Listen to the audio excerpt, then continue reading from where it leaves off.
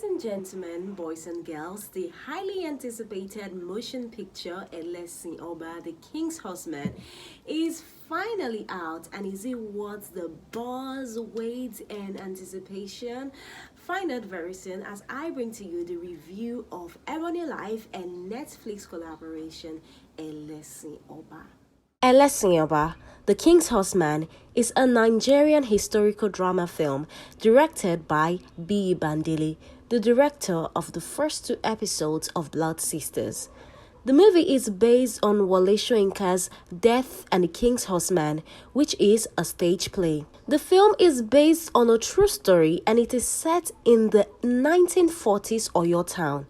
The king has just died, and as tradition demands, Elesin Oba, the king's horseman, must perform ritual suicide in order to join the deceased king in the afterlife so that the king may gain unhindered passage into the land of the gods, thus preventing calamity from befalling the community.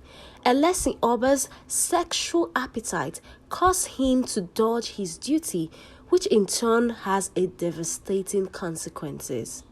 The film stars Odunlade Adekola as the eponymous character, with Shaffy Bello, Brimo, Deyemi Okanlawan, Omowumi Dada, Jide Kosoko, Joke Silva, and Taiwo Ajayi Lycett among the cast members. So I am glad that Elesin Oba is finally out for us to see. I have been looking forward to it ever since I learned that it was one of the shortlisted films by the Nigerian Official Selection Committee (NOSC) for the Oscars. So this committee is responsible for picking the film that will represent Nigeria at the Oscars. So Elesin Oba, Anikulapo, and King of Thieves were the three shortlisted films, and before now we have seen Anikulapo and King of Thieves, both of which are great movies, but it got 1 vote each by the 15-member committee. But 15 of those members, 5 of them voted for Elesin Oba, right? So Elesin Oba got 5 votes, Anikulapo got 1 vote, and King of Thieves got 1 vote. I was like, wow. For King of Thieves and Anikulapo to get 1 vote each, and this Elesin Oba gets 5 votes, it means that this is one to look forward to. It means that this movie is mind-blowing. It means that we should see this movie. This is the thing. This is the movie. This is the project that we as Nigerians have been waiting for. But did it really live up to that expectation? I'm going to be telling you out at the end of this review. I'll give my score, I'll give my rating of this movie. But first, let's talk about all the juicy things that went down on this project. So first off, I'm starting with the acting. Shaffy Bello played Iyaloja, and honestly, I haven't seen Shaffy Bello go that local. Like, mommy was, she was a mommy in this film, like a local mommy. I love how she interpreted her character. You could almost believe that she is an Iyaloja. She ripped off all the classy and gorgeous Shaffy Bello, although you could still see some class, like, right, as an Iyaloja, but the class is in the local and ethnic way. You know, the way those our local, and I should use the word traditional big women are. So she gave that big woman vibe in a local and classy way, right? So that's one thing I respect about her. If you watch the scene where she went to challenge Odunlade's character, you would almost feel goosebumps because she interpreted it was so flawless and effortless. Even during the point where she spoke to Odunlade and he did what he didn't want to do. The way she was staring at him like, the guys were rushing to, salvage the situation. If she didn't move, she didn't flinch. She was just like, I was like, okay, this is really good. This is a good performance by Shaffy Bello, a nice one. So another character that stood out for me, another acting, another performance that stood out for me is Odunlade Adekola. When the movie started, I saw him. He played a flamboyant chief that, loves women. And he was moving around women, right? I mean, at the beginning, I was like, okay, this man, it's your normal you. Like, I've seen you play a lot of roles where you are this promiscuous, but as the movie progresses, his character deepens. We got to see the emotional side of him. We got to see his fears, his worries, his weakness, and Odunlade was able to bring all of that to life. He allowed himself to be vulnerable. He embodied this character. He went into it. he gave it his all and he delivered. I can see that he's going to get a lot of nominations as best actor, best lead actor for his character. So Odunlade did a great job.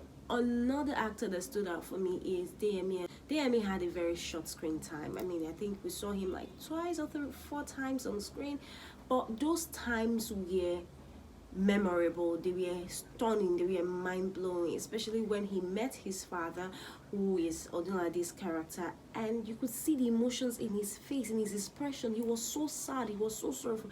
I didn't understand why. I was like, okay, why is this guy sad to see his father? Then he said something to his father that really broke his dad. I'm like, why so harsh?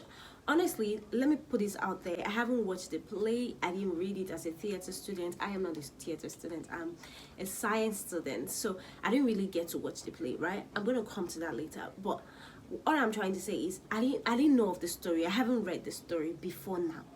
So when I saw Deyemi's character, who played Olunde, I hope I pronounced that correctly, in this movie, I was like, Olunde, why are you so emotional? Why so harsh to your father? Why? But later on, I understood why he reacted that way. So Deyemi's emotions and his reaction made sense.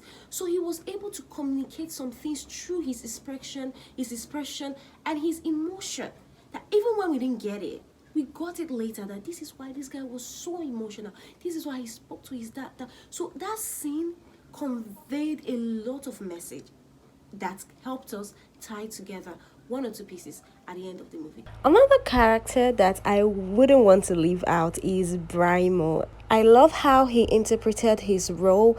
It looks like he was born to play this character. So yes, he did a great job. Now let me go back to the beginning. Now, this movie took place in one day. The whole drama, the whole incident took place in one day. And it almost seemed like it took place in one place, because I feel like all the action took place at the marketplace. Then one or two at the ball, which was somewhat irrelevant. But the major drama took place at the marketplace, and it just happened in a day. I would say that at a point it was slowly paced, but again, like I said, I haven't read the play. I haven't watched it on theater, so I can't really, I understand that this is someone's work, and the person that wrote this play is an icon. So you want to really interpret it the way he wrote it without, adding or removing. Honestly, it felt like I was watching a play. It felt like I was in a theater watching a play. That was the vibe I got. And I want to assume that the director, the late B. Bandele, intentionally made it that way, intentionally left that theatrical feel and vibe, because there were a lot of singing, dancing, drums, the feel of it. Even the set design felt like a play, the way everything happened in a day. If this wasn't a play, it has been, performed in various theaters across the world, I would have said, I don't know Elesin. I don't know his backstory. So it was very hard to feel any emotion for him. It was very hard for me to relate to him.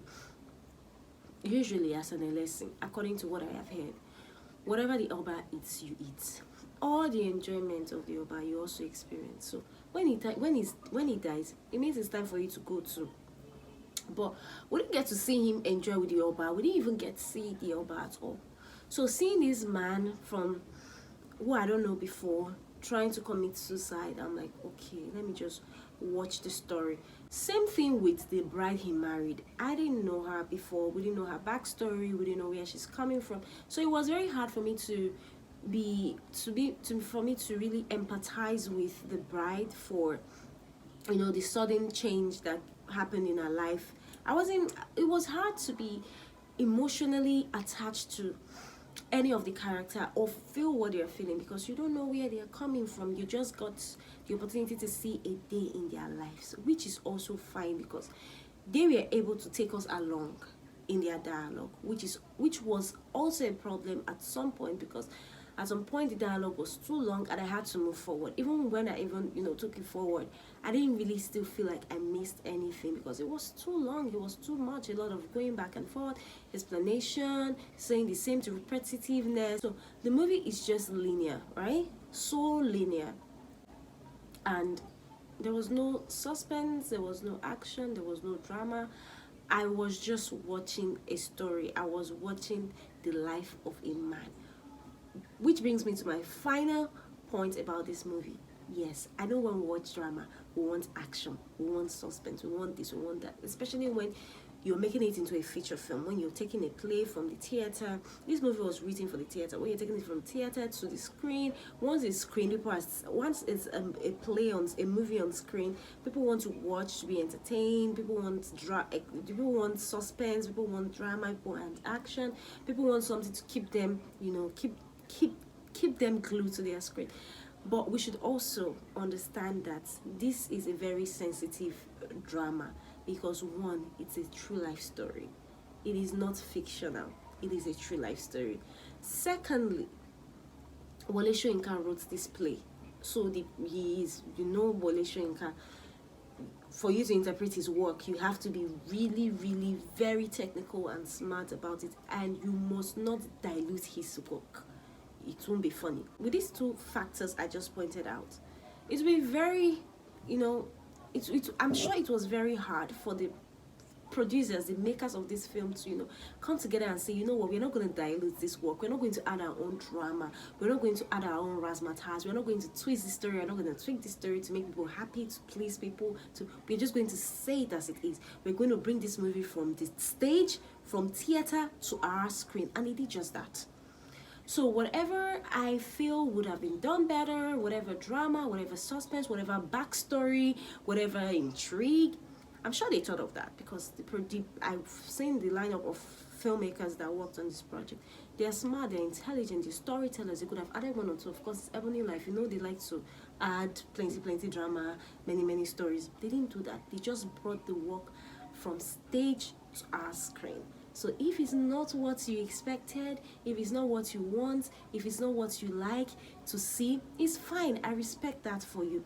But you should also respect the fact that this is someone's work, someone's literature that he pulled from the theater and brought it to our screen for us to see why for us to see. One, to respect our culture, to learn history. Thirdly, for us to also appreciate this beautiful work of art. Like I said, this is a true life event. I never knew it happened because I'm not a literature student. So now I get the opportunity. If they hadn't made it into a feature film, I probably wouldn't have still known about this. Secondly, let's have an idea of what happened during the colonial era. These white people did not respect our traditions, they didn't respect our culture, they didn't even respect us. So it's good for them to just have an interpretation, bring this whole thing for us to see, especially our kids coming up. It's a very easy way for us to, digest our culture and our history. So I feel like it's a beautiful work of art. The aesthetics are great.